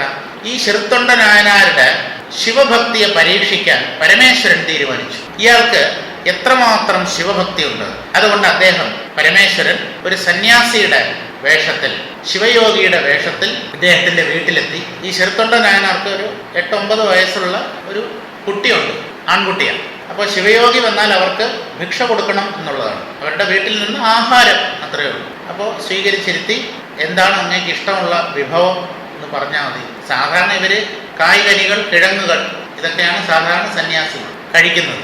അപ്പോൾ എന്താ വേണ്ടത്? എനിക്ക് വേണ്ടത് പിള്ളൈക്കനി. നിന്റെ മകനുണ്ടല്ലോ, ആ മകനാകുന്ന പഴം, കനി, അതാണ് എനിക്ക് വേണ്ടത് എന്ന് പറഞ്ഞാൽ ജീവനോടെ ഭക്ഷിക്കാൻ കൊടുക്കാൻ പറ്റില്ലല്ലോ, കൊന്ന് കറി വെച്ച് കൊണ്ടുവരൂ.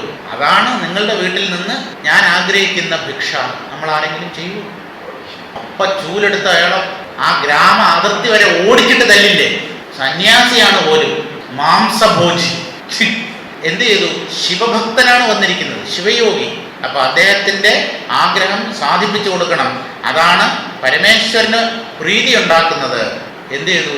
ഭാര്യ പോലും അറിയാതെ മകനെ കൊന്ന് കഷ്ണങ്ങളായി മുറിച്ച്, ഭാര്യ പോലും അറിയാതെ ആ ഭാര്യയെ കൊണ്ട് പാചകം ചെയ്യിച്ചു, കൊണ്ടുവന്നു, കൊടുത്തു. അപ്പോൾ പിള്ളൈക്കനി എന്നാണ് അദ്ദേഹം ചോദിച്ചത്. കൊടുത്തു. കഴിക്കുന്നതിന് മുമ്പ് അദ്ദേഹം പറഞ്ഞു, നിങ്ങൾ തന്നാൽ പോരാ, നിങ്ങളുടെ മകൻ തന്നെ എനിക്ക് വിളമ്പിത്തരണം. മകനാണ് ആഹാരമായിട്ട് മുമ്പിൽ ഇരിക്കുന്നത്. അപ്പോൾ മകൻ തന്നെ വിളമ്പിത്തരണം എന്ന് പറഞ്ഞു. എന്ത് ചെയ്യും പാവം? പറഞ്ഞു, മകനാണ് ഇപ്പൊ ആഹാര രൂപത്തിൽ അങ്ങയുടെ മുമ്പിൽ ഇരിക്കുന്നത്.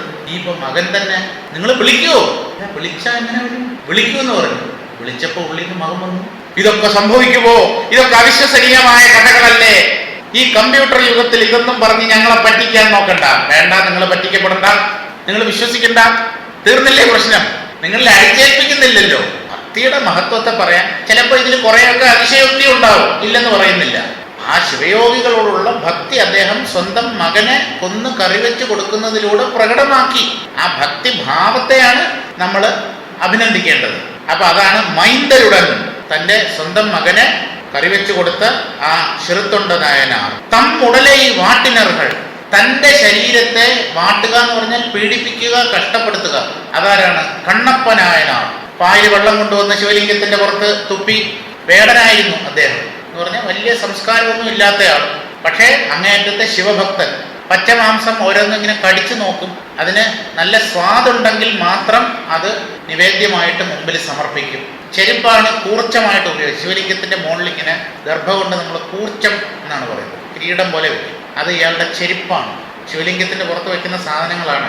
അഭിഷേകം ചെയ്തത് വായിൽ വെള്ളം കൊണ്ടുവന്ന് തുപ്പിയാണ്. കാരണം വേറെ പാത്രമൊന്നുമില്ല. അപ്പോൾ കുളിച്ചിട്ട് വായിൽ വെള്ളവും കൊണ്ട് ആറ്റിൽ ചെന്ന് കുളിച്ചിട്ട് വായിൽ വെള്ളവും കൊണ്ടുവന്ന് നേരെ ശിവലിംഗത്തിൻ്റെ പുറത്ത് തുപ്പിയാണ് അഭിഷേകം ചെയ്തത്. അങ്ങനെ ചെയ്തപ്പോൾ എല്ലായിടത്തും ഈ പരീക്ഷിക്കുന്ന സ്വഭാവം എല്ലാവർക്കും ഉണ്ട്. വിഷ്ണുവും മോശക്കാരനൊന്നുമല്ല, ശിവനും മോശക്കാരനല്ല. എത്രത്തോളം തൻ്റെ ഭക്തന് ഭക്തിയുണ്ട് എന്ന് പരീക്ഷിക്കും. അപ്പം എന്ത് ചെയ്തു? ആ ശിവലിംഗത്തിൽ 2 കണ്ണ് പോലെ വെച്ചിട്ടുണ്ട്. ഒരു കണ്ണിൽ നിന്ന് ഇങ്ങനെ ചോര വരാൻ തുടങ്ങും. ഇയാൾ നോക്കും, തൻ്റെ ആരാധനാമൂർത്തി, അദ്ദേഹത്തെ സംബന്ധിച്ച് അതൊരു വെറും വിഗ്രഹമല്ല, സാക്ഷാത് ശിവസ്വരൂപമാണ്. അയ്യോ, ഭഗവാന്റെ കണ്ണിൽ നിന്നും രക്തം വരുന്നുണ്ടല്ലോ എന്ന് വിചാരിച്ച് തൻ്റെ ഒരു കണ്ണ് അമ്പ് കൊണ്ടിങ്ങനെ ചൂഴ്ന്നെടുത്ത് ആ രക്തം വരുന്ന ഭാഗത്തിൽ ഈ കണ്ണ് വെച്ചപ്പോൾ രക്തം വന്നു. ഇത് വെച്ച് കഴിഞ്ഞപ്പോൾ മറ്റേ കണ്ണിൽ നിന്ന് ചോര വരാൻ തുടങ്ങി. നമ്മളാണെങ്കിൽ എന്ത് ചെയ്യും? ഉടനെ ഈ അമ്പെടുത്ത് മറ്റേ കണ്ണും കൂടെ ചൂഴ്ന്നെടുക്കും. ഈ കണ്ണും കൂടെ ചൂഴ്ന്നെടുത്താൽ ഒരു കണ്ണ് പോയിരിക്കുകയാണ് ചേർത്ത്. ഈ കണ്ണും കൂടെ ചൂഴ്ന്നെടുത്താൽ ആ വിഗ്രഹത്തിൽ ഈ രണ്ടാമത്തെ കണ്ണ് എവിടെ വയ്ക്കും? കണ്ണ് കാണാൻ പറ്റില്ലല്ലോ. ആ ലൊക്കേഷൻ കറക്റ്റ് ആ കണ്ണിന്റെ സ്ഥാനത്ത് വേണ്ടേ ഈ രണ്ടാമത് ചൂഴ്ന്നെടുത്ത കണ്ണ് വെക്കേണ്ടത്. എന്ത് ചെയ്തെന്നറിയാമോ? ഇടത് കാലിന്റെ തള്ളവിരല് കൊണ്ട് ആ കണ്ണിരിക്കുന്ന ഭാഗത്ത് ചവിട്ടി, എന്നിട്ട് മറ്റേ കണ്ണ് ചൂഴ്ന്നെടുക്കാൻ ഭാവിച്ചു, എടുത്തില്ല. അതിനിടയ്ക്ക് പരമേശ്വരൻ പ്രത്യക്ഷനായി. മതി ഭക്ത, ഞാൻ ഇനിയും നിന്നെ പരീക്ഷിക്കുന്നില്ല, നീ ഭക്തോത്തമൻ തന്നെയാണ്. ഇടതുകാലം കൊണ്ട് ചവിട്ടി പിടിച്ചിട്ടാണ്. അപ്പോൾ ആ തള്ളവിരലിരിക്കുന്ന ഭാഗത്ത് ഈ കണ്ണ് 2 കണ്ണും പോയാലും ഇതെടുത്ത് ആ തള്ളവിരലിന്റെ സ്ഥാനത്ത് പതിപ്പിച്ചിട്ട് തള്ളവിരൽ പിൻവലിക്കാമല്ലോ, അത് ഉദ്ദേശിച്ചാണ്. പക്ഷെ അതിനു മുമ്പ് പരമേശ്വരൻ പ്രത്യക്ഷപ്പെട്ടു എന്നാണ് കഥ.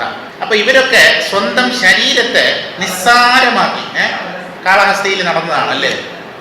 കാളഹസ്തിയിൽ നടന്ന ഒരു പഴയ സംഭവം എന്നാണ് നടന്നതെന്ന് തന്നെ വിചാരിച്ചോളൂ. ഐതിഹ്യം. അപ്പൊ തമ്മുടലൈ വാണ്ടിനറുകൾ, സ്വന്തം മകനെ കൊല്ലാനും മടിച്ചില്ല, തൻ്റെ ശരീര അവയവങ്ങളെ ചൂഴ്ന്നെടുക്കാനും ഈ ഭക്തന്മാർക്ക് ഒരു മടിയും ഉണ്ടായിരുന്നില്ല. ഇങ്ങനെ ഭക്തന്മാരുടെ ഒരു വലിയ നിര തന്നെയുണ്ട്. 1ഉം 2ഉം അല്ല, ഭക്തന്മാരുടെ ഒരു വലിയ ക്യൂ. അതിൽ വളരെ പ്രശസ്തരായവരുടെ പേര് മാത്രമേ നമ്മൾ പറയുന്നുള്ളൂ. പേര് പോലും അറിയാത്ത എത്രയോ ഭക്തന്മാർ അപ്രത്യക്ഷരായിട്ടുണ്ട് ഈ ഭൂമുഖത്ത് നിന്ന്. ഇവരെല്ലാവരും അന്തമിലാ പത്തരോട് എന്ന് പറഞ്ഞാൽ ഭക്തരോട്, അന്തമില്ലാ പത്തരോട്, അവസാനമില്ലാത്ത ഒരു ഭക്തനിര, ഭക്ത പരമ്പര എന്ന് പറയാം. അതിൽ വരുന്ന ഒരു പ്രധാനപ്പെട്ട ആളാണ് അടിവട്ട നായനാർ. എനിക്ക് തോന്നുന്നത് ഈ പുട്ടിന് വേണ്ടി മണ്ണ് ചുമന്നു എന്നൊരു കഥയുണ്ടല്ലോ തമിഴ്നാട്ടിൽ. ഒരു അമ്മൂമ്മ പുട്ട് കച്ചവടം നടത്തിക്കൊണ്ടിരുന്നു. അപ്പോൾ ശിവൻ ഒരു ബാലന്റെ രൂപത്തിൽ അവിടെ വന്നു എന്നും, ഡേ നീ എന്നെ ഒന്ന് സഹായിക്കൂടാ മോനെ, നിനക്ക് ഞാൻ കഴിക്കാൻ പുട്ട് തരാമെന്ന് പറഞ്ഞു. അപ്പോൾ പയ്യൻ പറഞ്ഞു, ഉതിർന്ന പുട്ടൊക്കെ എനിക്ക് മുഴുവനായി പൂർണ്ണമായിട്ട് ആ പുട്ടുകുറ്റിയിൽ നിന്ന് ഒരു ഇതും പൂർണ്ണമായി വരുന്നതൊക്കെ അമ്മൂമ്മ വിറ്റോളൂ, ഉതിർന്നു പോകുന്നത് പൊടിഞ്ഞു പോകുന്നതൊക്കെ എനിക്ക്. ശരിയെന്ന് സമ്മതിച്ചു. പിന്നീട് ചുട്ട പുട്ടല്ല ഉതിർന്നു പോയി. ഭഗവാന്റെ ലീലയാണ് എന്നാണ്. അപ്പോൾ എന്താ, അത് മുഴുവൻ കൊടുത്തു. അതെല്ലാം ചുരുക്കം കച്ചവടം നടന്നില്ല എന്നർത്ഥം. അപ്പോൾ എന്തോ മണ്ണ് ചുമക്കാൻ വേണ്ടി പറഞ്ഞു എന്നാണ് നദിയിൽ. അങ്ങനെ എന്തോ ഒരു കൃത്യമായിട്ട് എനിക്ക് ഓർമ്മയില്ല. മണ്ണ് നദിയിൽ കൊണ്ട് പോടർത്തുക. ഇവിടെ ഇന്നൊരു അങ്ങനെ ഒരു കഥയുണ്ട്. അപ്പോൾ മണ്ണ് ചുമക്കാൻ പറഞ്ഞു. മണ്ണ് ചുമക്കാൻ പറഞ്ഞപ്പോൾ മണ്ണ് ചുമന്നു. അല്ലെങ്കിൽ ആ കുട്ടി ഭക്തനായിരുന്നു, പരമേശ്വരൻ വന്ന് ഈ കുട്ടിക്ക് വേണ്ടി മണ്ണ് ചുമന്നു എന്നാണ്. അപ്പോൾ ആ ജോലി കുട്ടിയുടെ രൂപത്തിൽ വന്ന പരമേശ്വരൻ ചെയ്യുകയാണ്. ഈ ബാലൻ ഒരു സ്ഥലത്ത് കിടന്നുറങ്ങുകയാണ്. അമ്മൂമ്മ ഒന്ന് നോക്കിയപ്പോൾ, കൊള്ളാം, ഉതിർന്ന പുട്ട് മുഴുവൻ നീ വാങ്ങി അടിച്ചിട്ട് പണിയും ചെയ്യാതെ ഇവിടെ കിടന്ന് ഉറങ്ങുകയാണല്ലേ എന്ന് പറഞ്ഞിട്ട് പെരമ്പ് കൊണ്ട് മുതുകിൽ അടിച്ചു. പെട്ടിർക്ക് മൺസുമന്ത വാസനെ പിരമ്പടി പട്ട് നിன்ற പരമേശ്വരനെ, ചൂറിൽ കൊണ്ട് അടിച്ചു എന്നാണ്. ഈ പയ്യനല്ല, മറ്റേ ഈ ശിവനെയാണ് അടിക്കുന്നത്. ശിവൻ ഒരു ബാലന്റെ രൂപത്തിൽ വന്നു എന്ന് പറഞ്ഞല്ലോ, അദ്ദേഹത്തെയാണ് അടിക്കുന്നത്. അദ്ദേഹം കിടന്ന് ഉറങ്ങുന്നത്. അങ്ങനെ എന്തോ അടി കൊള്ളുന്നത് ബാലരൂപിയായ ശിവനാണ്. ശിവന് ഒരടി മുതുകിൽ കൊടുത്തപ്പോൾ ലോകത്തിലുള്ള സർവ്വ ജീവജാലങ്ങൾക്കും കിട്ടി ഒരടി. എന്തുകൊണ്ട്? സർവാന്തർയാമിയാണ്. എല്ലാ ശരീരങ്ങളിലും വ്യാപിച്ചു നിൽക്കുന്നവനാണ് പരമേശ്വരൻ. അപ്പോൾ ഒരു ശരീരത്തിൽ ആ കുട്ടിയുടെ രൂപത്തിലുള്ള പരമേശ്വരന്റെ മുതുകിൽ ഒരടി വീണപ്പോ പ്രപഞ്ചത്തിലുള്ള സകലർക്കും കിട്ടിയ അടി. ബ്രഹ്മദേവനും കിട്ടി ഒരടി, മഹാവിഷ്ണുവിനും കിട്ടിയതാണ്. എല്ലാവരുടെ ഉള്ളിലും ഈ ശിവനാണ് വ്യാപിച്ചു നിൽക്കുന്നത്. സകല ജീവജാലങ്ങൾക്കും മുതുകത്ത് ഒരടി കിട്ടി. അതിനെയാണ് അന്തമിലാ ഭക്തരോട്, അവസാനമില്ലാത്ത ഭക്ത പരമ്പര എന്ന് പറയാം. അപ്പൊ അങ്ങനെ പല രീതിയിലും ഭഗവാൻ ഭക്തന്മാരെ അനുഗ്രഹിച്ചിട്ടുണ്ട്, അതുപോലെ പരീക്ഷിച്ചിട്ടുമുണ്ട്. ജ്ഞാന വൈരാഗ്യർ, ജ്ഞാനത്താൽ വൈരാഗ്യം വന്നവർ, ജ്ഞാനം കൊണ്ട് വൈരാഗ്യം. നമ്മൾ അങ്ങനെയല്ലോ പറയുന്നത്, വൈരാഗ്യം കൊണ്ട് ജ്ഞാനം വരണമെന്നാണല്ലോ. രണ്ടും വരും, രണ്ട് സംഭവിക്കും. ചിലര് ജ്ഞാനം നേടിയതിന് ശേഷം ഇതൊന്നും വേണ്ടാന്ന് പറഞ്ഞിട്ട് വിരക്തരായി പോകും. അതിനെയാണ് നമ്മൾ വിദ്വത് സന്യാസം എന്ന് പറയുന്നത്. സത്യത്തെ സാക്ഷാത്കരിച്ചതിന് ശേഷം എല്ലാറ്റിനെയും ത്യജിക്കുക എന്ന് പറഞ്ഞാൽ വീട് വിട്ട് ഇറങ്ങി പോവുക, അല്ലെങ്കിൽ സന്യാസം ബാഹ്യമായി തന്നെ സന്യാസം സ്വീകരിക്കുക. അതാണ് വിദ്വത് സന്യാസം. സാധാരണ കണ്ടുവരാറുള്ളത് വിവിധിഷാ സന്യാസമാണ്. സത്യം അറിയണം എന്നുള്ള ആഗ്രഹത്തോടു കൂടി എല്ലാറ്റിനെയും ത്യജിക്കുന്നു. അതാണ് കൂടുതൽ. ഇവിടെ ജ്ഞാനവൈരാഗ്യർ, ജ്ഞാനം നേടിയതിനു ശേഷം ഉള്ളുകൊണ്ട് വിരക്തരായവർ, ഗൃഹസ്ഥന്മാരായ ജ്ഞാനികൾ. അവർ വീടൊന്നും വിട്ടു പോകുന്നില്ല, വീട്ടിൽ തന്നെ കഴിയുന്നു. പക്ഷേ ഉള്ളില് പരമവൈരാഗ്യം മാത്രമേ ഉള്ളൂ. ജ്ഞാനവൈരാഗ്യർ പലർക്കും ഒത്തത്, ഇവർക്കെല്ലാവർക്കും ഒരേ ആത്മാനുഭവമാണ് കിട്ടിയിട്ടുള്ളത്. ഈ ആത്മാനുഭവത്തിൽ ഏറ്റക്കുറച്ചിലുകളില്ല. തമിഴ്നാട്ടിലുള്ള ഒരു സത്യദർശിയും കേരളത്തിലുള്ള ഒരു സത്യദർശിയും ശങ്കരാചാര്യരും വിവേകാനന്ദ സ്വാമികളും ഇനിയിപ്പോൾ വിദേശങ്ങളിലെ ഏതെങ്കിലും സത്യദർശി ഉണ്ടെങ്കിൽ ഇവരെല്ലാവരും സാക്ഷാത്കരിക്കുന്നത്, ഇവർക്കെല്ലാവർക്കും കിട്ടുന്ന അനുഭവം ഒന്ന്, അത് ദേശകാലങ്ങൾ കൊണ്ട് പരിച്ഛേദത്തെ പ്രാപിക്കുന്നതല്ല. ഭാരതത്തിൽ മാത്രമേ സത്യസാക്ഷാത്കാരം നേടാവൂ. രമണാശ്രമത്തിൽ വന്നിട്ടുള്ള എത്ര വിദേശികളാണ് സത്യം സാക്ഷാത്കരിച്ചത്? ഒരാൾക്ക് കുളിച്ചുകൊണ്ടിരിക്കുമ്പോഴാണ്, വെള്ളം കോരി കുളിച്ചുകൊണ്ടിരിക്കുമ്പോഴാണ് സത്യം പ്രകാശിച്ചത്. ഈറനോടുകൂടെ ഓടി വന്നു അയാൾ രമണ മഹർഷിയുടെ അടുത്ത്. അദ്ദേഹത്തിന്റെ പേരെനിക്ക് ഓർമ്മയില്ല. ഓടി വന്ന് രമണ മഹർഷിയോട് ചോദിച്ചു, ഈസ് ഇറ്റ് സോ സിമ്പിൾ? ഇത് ഇത്ര എളുപ്പമാണോ? ഏത് ഈ ആത്മസാക്ഷാത്കാരം ഇത്ര എളുപ്പമാണോ എന്ന് ചോദിച്ചു. മഹർഷി പറഞ്ഞാണ്, ഇറ്റ് ഈസ് ദാറ്റ് സിമ്പിൾ. അതെ, ഇത് വളരെ എളുപ്പമാണ്. താൻ പ്രതീക്ഷിച്ചോ വെള്ളം കോരി തലയിൽ കൂടെ ഒഴിക്കുമ്പോൾ ജ്ഞാനം കിട്ടുമെന്ന്? ആ സത്യമുള്ളിൽ പ്രകാശിക്കുമെന്ന് താൻ പ്രതീക്ഷിച്ചില്ലല്ലോ. കിട്ടിയില്ലേ? ഇത്ര എളുപ്പമാണെന്ന്. കുളിക്കുമ്പോൾ പോലും, മലവിസർജനം നടത്തുമ്പോൾ പോലും അത് കിട്ടിക്കൂടുന്നില്ല. എന്തുകൊണ്ട്? അത് പരിതസ്ഥിതികളെ ആശ്രയിച്ച് പ്രകാശിക്കുന്ന ഒന്നല്ല. അത് ഹൃദയത്തിലാണ് പ്രകാശിക്കുന്നത്. അത് ശരീരം എന്ത് ചെയ്യുന്നു, ഏതവസ്ഥയിലിരിക്കുന്നു എന്നൊന്നും നോക്കിയിട്ടല്ല. പലർക്കും ഒത്തത്, ഇവരുടെ എല്ലാം നേട്ടം, ഇവരുടെ എല്ലാ അനുഭവം തുല്യം തന്നെ. അയാൾ ബ്രഹ്മചാരിയായാലും ഗൃഹസ്ഥനായാലും വാനപ്രസ്ഥനായാലും സന്യാസിയായാലും ലഭിക്കുന്ന അനുഭവം ഒന്ന്. ആശ്രമങ്ങളൊക്കെ ബാഹ്യങ്ങളാണ്, ഓരോ ജീവിതചര്യയാണ് ഈ 4 ആശ്രമങ്ങൾ. ആത്മാവിൽ ആശ്രമഭേദങ്ങളില്ല, വർണ്ണ വ്യത്യാസമില്ല, ജാതി മത ഭേദമില്ല. എല്ലാവരുടെയും ഉള്ളിൽ അതുണ്ട്. അപ്പൊ അതിന് എവിടെ വേണമെങ്കിലും എപ്പോൾ വേണമെങ്കിലും ആരുടെ ഉള്ളിൽ വേണമെങ്കിലും പ്രകാശിക്കുന്നതിന് ഒരു പ്രയാസവുമില്ല. ഒത്തത്, പലർക്കും ഒത്തത്, എല്ലാവർക്കും യോജിക്കുന്നത്, നേടാൻ കഴിയുന്നതാണ് ശാർബോധ ഒഴിവ്. ശാർബോധം എന്ന് പറഞ്ഞാൽ വ്യക്തിബോധം, അഹങ്കാരം. അത് ഒഴിഞ്ഞു പോവുക എന്നുള്ളത് ആർക്ക് വേണമെങ്കിലും എവിടെ വേണമെങ്കിലും എപ്പോൾ വേണമെങ്കിലും നേടാം. ആ അനുഭവത്തിൽ ഒരു തരത്തിലുള്ള വ്യത്യാസവും ഉണ്ടാവില്ല. ചോഴ രാജാക്കന്മാരായ സുന്ദരമൂർത്തി നായനാർ, ചെങ്കുട്ടുവൻ, നൽപ്പുകൾ ചോഴൻ, പോഴനല്ല, അത് തെറ്റാണ്. നൽപ്പുകൾ ചോഴൻ, പോഴൻ എന്ന് പറഞ്ഞാൽ നമ്മുടെ മലയാളത്തില് ഒന്നിനും കൊള്ളാത്തെന്നുള്ള അർത്ഥമായിപ്പോ. അതല്ല, നൽപ്പുകൾ ചോഴൻ, കുറുമന്നർ, കടൽ സിംഹ നായനാർ, സുതനെ ബലി കൊടുത്ത ചെറുത്തൊണ്ട നായനാർ, ചെറുത്തൊണ്ട നായനാർ എന്നാണ് തമിഴിൽ പറയുന്നത്, തന്റെ ഉടൽ പാട്ടിയ കണ്ണപ്പ നായനാർ, അരിവാട്ട് നായനാർ എന്നീ ഭക്തന്മാരും ശാശ്വതാനന്ദിയായ ശ്രീ നീലകണ്ഠ തിരുനായനാരും മറ്റു ജ്ഞാനികളും വിരാഗികളും കുടുംബജീവിതം നയിച്ചു തന്നെ അശേഷം പറ്റില്ലാതെ പരമഗതി അടഞ്ഞിട്ടുള്ളത്. ചതുരാശ്രമങ്ങളിൽ ഏതാശ്രമം സ്വീകരിച്ചാലും തിരക്കേടില്ല. ജീവബോധമകന്ന് സാക്ഷിബോധത്തിൽ മുങ്ങിയിരിക്കണമെന്ന് മാത്രം. ജീവബോധം ഒഴിവ് എന്ന ഗുണമാണ് മേൽപ്പറഞ്ഞ മഹാജ്ഞാനികളുടെയും ഭക്തന്മാരുടെയും കുടുംബജീവിതം വിജയിക്കാനും മോക്ഷമടയാനും ഇടയാക്കിയിട്ടുള്ളതെന്ന് പ്രത്യേകം ധരിക്കേണ്ടതാണ്. ഇല്ലറം അഥവാ ഗൃഹസ്ഥാശ്രമം, തുറവറം അഥവാ സന്യാസാശ്രമം എന്നീ 2 ആശ്രമങ്ങളും ജീവബോധം, അതായത് താനാണ്, തൻ്റെ സാമർഥ്യം കൊണ്ടാണ് ഇവയെല്ലാം നടക്കുന്നതെന്നുള്ള അഹംബോധം ഒഴിഞ്ഞവർക്കും ദൈവാധീനം ജഗത് സർവം എന്നുള്ള അരുൾബോധം സർവഥാ സ്ഥിരപ്പെടുത്തിയിട്ടുള്ളവർക്കും തുല്യഫലം നൽകുന്നതാണെന്ന് ഇതിനാൽ വെളിപ്പെടുത്തുന്നു. അങ്ങനെയാണ് 9ാമത്തെ അധികാരം അല്ലെങ്കിൽ അധ്യായം അവസാനിക്കുന്നത്. ഇനി ഒരധ്യായം കൂടെ ബാക്കിയുള്ളൂ, 10ാം അധ്യായം. അതോടുകൂടി ഈ ഗ്രന്ഥം പരിസമാപിക്കുകയാണ്.